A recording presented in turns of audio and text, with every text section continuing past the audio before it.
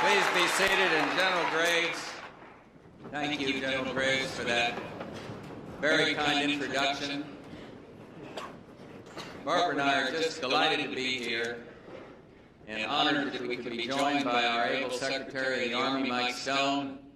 Of course, the man well known here, heads our Army, General Sullivan, General Gordon Sullivan, Gracie Graves, General Robert Foley, General Galloway, Sean Daniel, well known to everybody here, been our host in a sense, and a West Point alum who's been at my side for 4 years, out here somewhere, General Scowcroft, graduate of this great institution who served his country with such distinction. May I salute the members of the Board of Visitors. See another I have to single out, General Galvin, who served his country with such honor. And of course, save the best for last, the Corps of Cadets. Thank you for that welcome.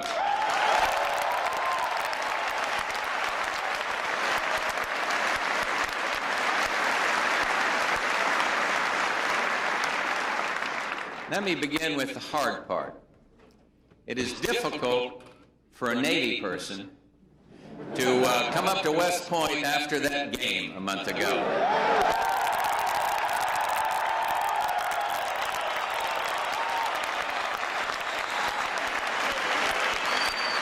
Go ahead, rub it in. But I watched it. Amazing things can happen in sports. Look at the Oilers, my other team that took it on the chin the other day. But I guess the moral of all this is that losing is never easy. Trust me. I know something about that. But if you have to lose, that's the way to do it. Fight with all you have, give it your best shot, and win or lose, learn from it, and get on with life. And I'm about to get on with the rest of my life. But before I do, I want to share with you at this institution of leadership some of my thinking, both about the world you will soon be called upon to enter and the life that you've chosen. Any president has several functions. He speaks for or to the nation, he must faithfully execute the law, and he must lead. But no function, none of the president's hats, in my view, is more important than his role as commander-in-chief. For it is as commander-in-chief that the president confronts and makes decisions that one way or another affects the lives of everyone in this country, as well as many others around the world. And I've had many occasions to don this most important of hats. And over the past 4 years, the men and women who proudly and bravely wear the uniforms of the U.S. Armed Services have been called upon to go in harm's way and have discharged their duty with honor and professionalism. I wish I could say that such demands were a thing of the past, that with the end of the Cold War, the calls upon the United States would diminish. I cannot. Yes, the end of the Cold War, we would all concede, is a blessing. It is a time of great promise. Democratic governments have never been so numerous. What happened 2 or 3 days ago in Moscow would not have been possible in the Cold War days. Thanks to historic treaties such as that START II pact just reached with Russia, the likelihood of nuclear holocaust is vastly diminished. But this does not mean that there is no specter of war, no threats to be reckoned with. And already we see disturbing signs of what this new world could become if we are passive and aloof. We would risk the emergence of a world characterized by violence, characterized by chaos, one in which dictators and tyrants threaten their neighbors, build arsenals brimming with weapons of mass destruction, and ignore the welfare of their own men, women, and children. And we could see a horrible increase in international terrorism, with American citizens more at risk than ever before. We cannot and we need not allow this to happen. Our objective must be to exploit the unparalleled opportunity presented by the Cold War's end. to work toward transforming this new world into a new world order, one of governments that are democratic, tolerant, and economically free at home and committed abroad to settling inevitable differences peacefully, without the threat or use of force. Unfortunately, not everyone subscribes to these principles. We continue to see leaders bent on denying fundamental human rights and seizing territory regardless of the human cost. No, an international society, one more attuned to the enduring principles that have made this country a beacon of hope for so many for so long, will not just emerge on its own. It's got to be built. 200 years ago, another departing president warned of the dangers of what he described as entangling alliances. His was the right course for a new nation at that point in history. But what was entangling in Washington's day is now essential. And this is why at Texas A&M a few weeks ago I spoke of the folly of isolationism and of the importance, morally, economically, and strategically, of the United States remaining involved in world affairs. We must engage ourselves if a new world order, one more compatible with our values and congenial to our interests, is to emerge.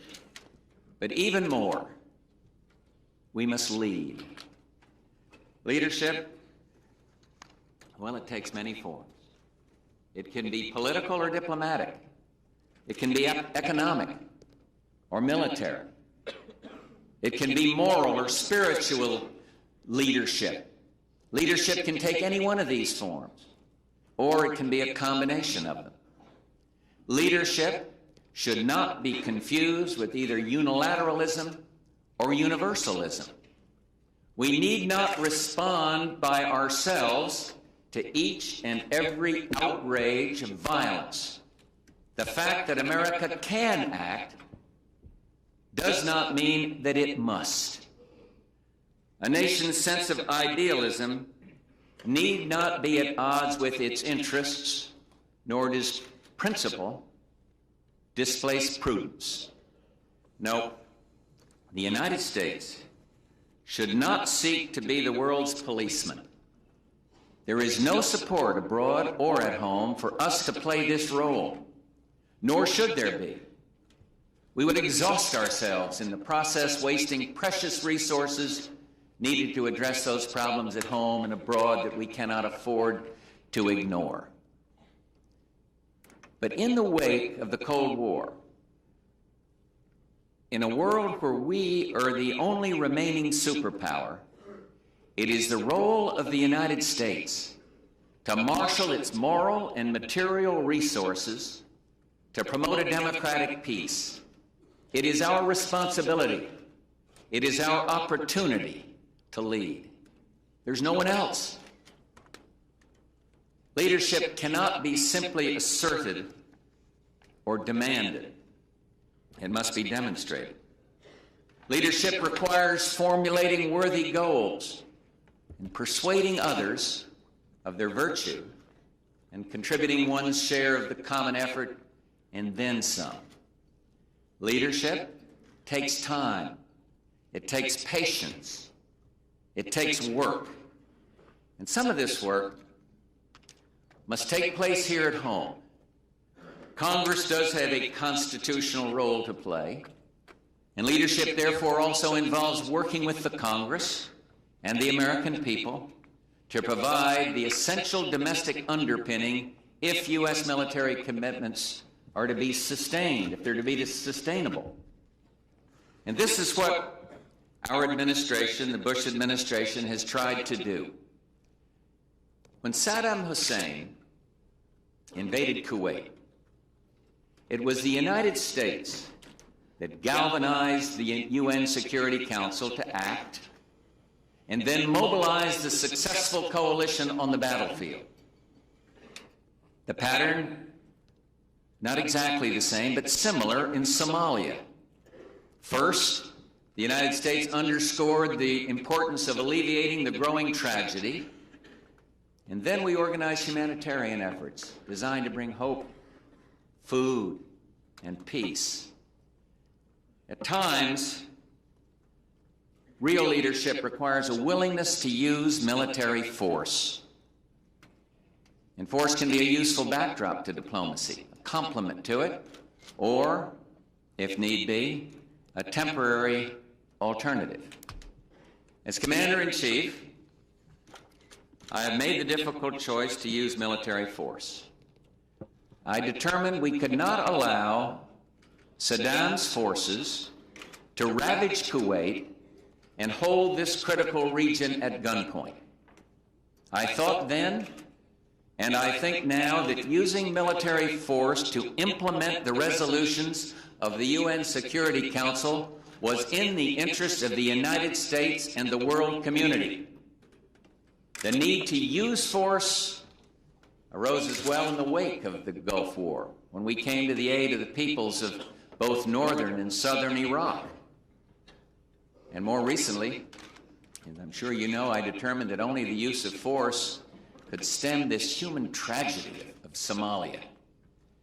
The United States should not stand by with so many lives at stake, and when a limited deployment of U.S. forces, buttressed by the forces of other countries and acting under the full authority of the United Nations, could make an immediate and dramatic difference, and do so without excessive levels of risk and cost.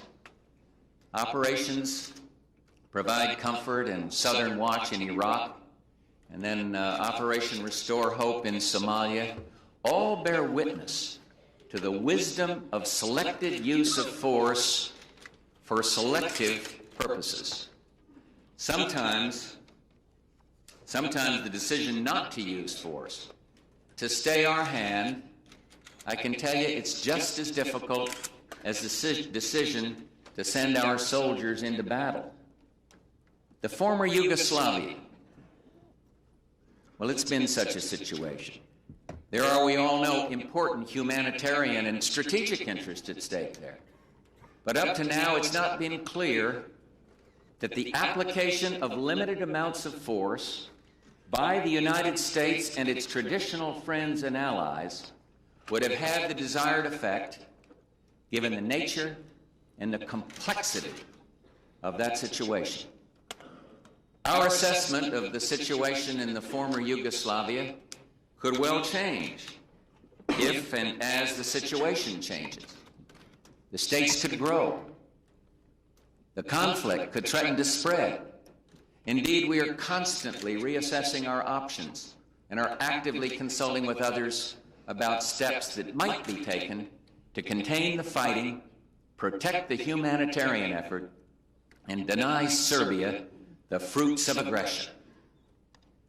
Military force is never a tool to be used lightly or universally. In some circumstances, it may be essential. In others, counterproductive.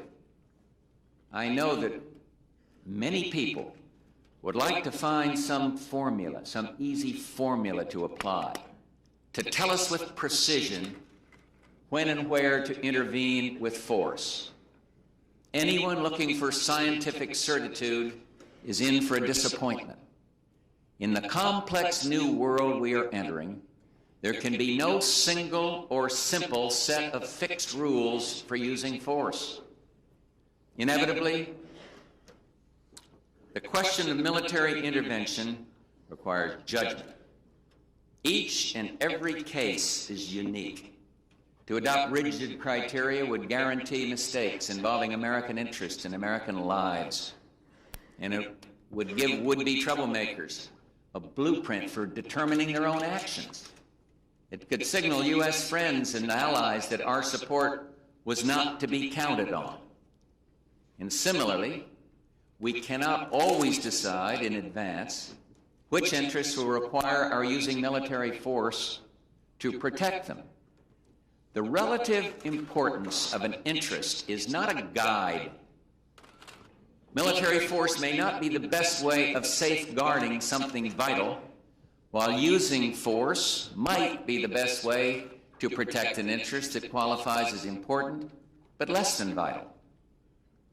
But to warn against a futile quest for a set of hard and fast rules to govern the use of military force is not to say there cannot be some principles to inform our decisions. Such guidelines can prove useful in sizing and indeed shaping our forces and in helping us to think our way through this key question. Using military force makes sense as a policy where the stakes warrant, where and when force can be effective, where no other policies are likely to prove effective, where its application can be limited in scope and time, and where the potential benefits justify the potential costs and sacrifice. Once we are satisfied that force makes sense, we must act with the maximum possible support. The United States can and should lead, but we will want to act in concert where possible involving the United Nations or other multinational grouping. The United States can and should contribute to the common undertaking in a manner commensurate with our wealth, with our strength. But others should also contribute militarily, be it by providing combat or support forces, access to facilities or bases, or overflight rights. And similarly, others should contribute economically. It is unreasonable to expect the United States to bear the full financial burden of intervention when other nations have a stake in the outcome. A desire for international support must not become a prerequisite for acting, though. Sometimes a great power has to act alone. I made a tough decision, I might say on advice of our outstanding military leaders who are so well known to everybody here, to use military force in Panama when American lives and the security of the canal appeared to be threatened by outlaws who stole power in the face of free elections. And similarly, we moved swiftly to safeguard democracy in the Philippines.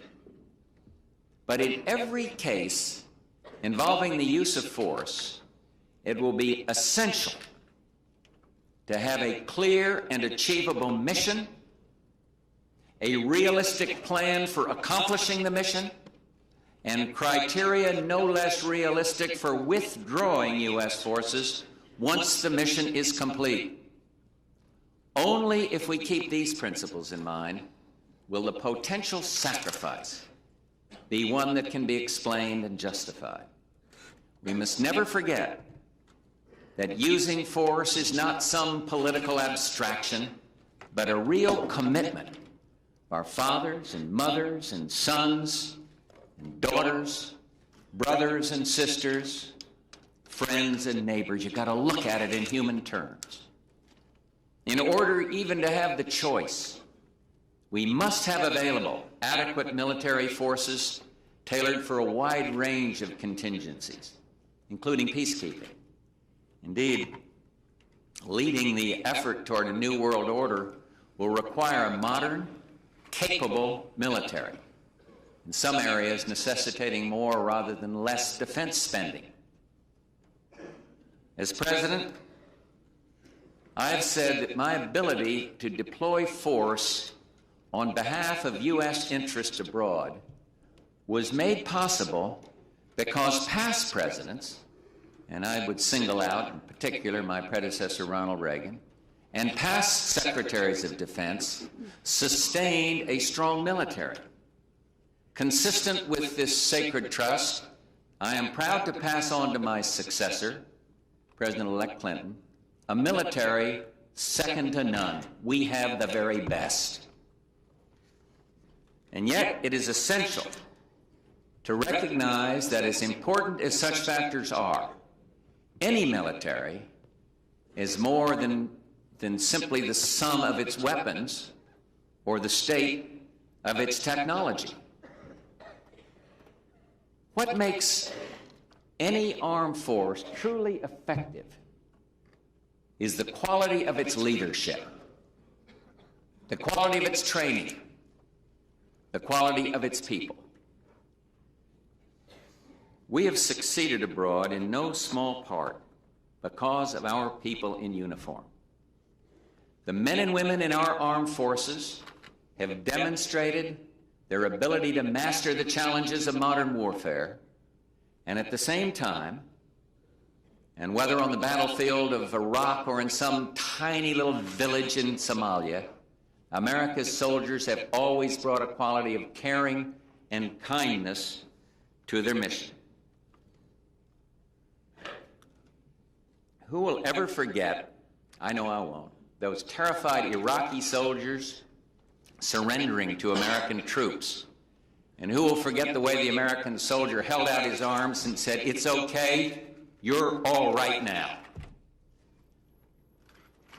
Or in Somalia, the young Marine, eyes filled with tears, holding the fragile arm of an emaciated child. There can be no doubt about it. The all-volunteer force is one of the true success stories of modern-day America. It is instructive to look at just why this is so. At its heart, a voluntary military is based upon choice. You all know that.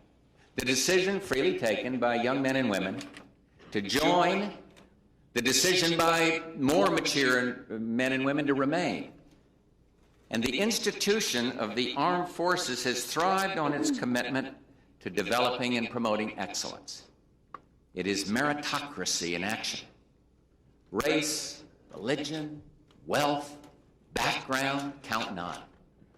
Indeed, the military offers many examples for the rest of society, showing what can be done to eradicate the scourge of drugs, to break down the barriers of racial discrimination, to offer equal opportunity to women. This is not just a result of self-selection. It also reflects the military's commitment to education and training. You know, people speak of defense conversion, the process by which defense, the defense firms, retool for civilian tasks. Well, defense conversion within the military has been going on for years. It is the constant process of training and retraining which the military does so well that allows individuals to keep up with the latest technology, take on more challenging assignments, and prepare for life on the outside. Out of this culture of merit and competition have emerged hundreds of thousands of highly skilled men and women brimming with real self-confidence.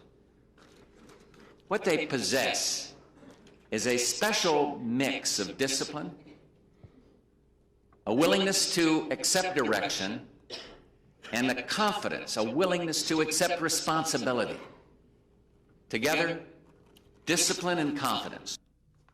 There is no higher calling, no more honorable choice than the one that you here today have made.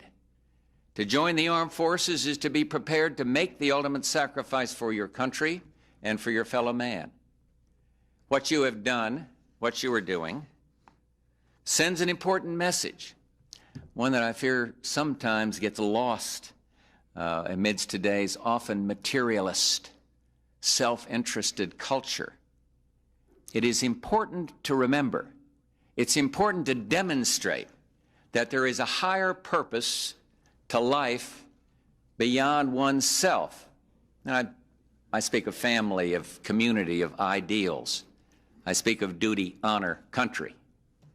There are many forms of contributing to this country, of public service. Yes, there's government. There is volunteerism. I love to talk about the 1,000 points of light, one American helping another. The daily tasks that require doing in our classrooms, in our hospitals, our cities, our farms, all can and do represent a form of service. And in whatever form, Service benefits our society, and it ennobles the giver.